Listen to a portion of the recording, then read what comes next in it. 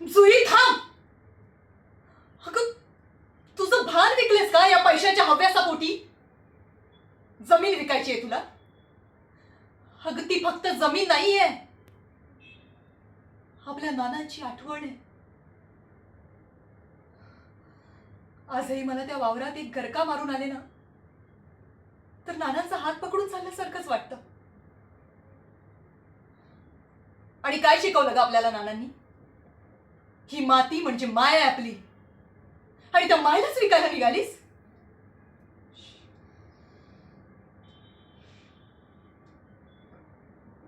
नानांनी त्या नांगरावर मला उभं करून त्या मातीची ओळख करून दिली होती. ती लाल माती, तिचा तो उबदार स्पर्श,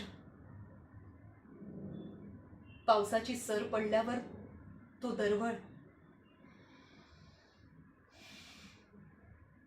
आजही तो कायम माझ्या श्वासात तसाच आहे.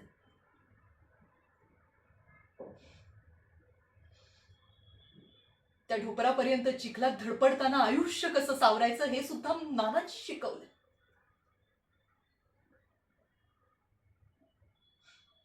अगं नाना नेहमी म्हणायचे, आभाळाची छाया आणि मातीची माया, अजून काय हवंय जगाया? काय हवंय जगायला? सांग ना, काय हवंय? अगं कशाला हवाय इतका पैसा? तुझं ते कॉलेज, तुझे हे महागडे फॅन्सी कपडे, मेकअप, मोबाईल, हे सगळं मी तुला देतेय ना, वेळच्या वेळी देते. मग सांग ना, कशाला लागतोय पैसा?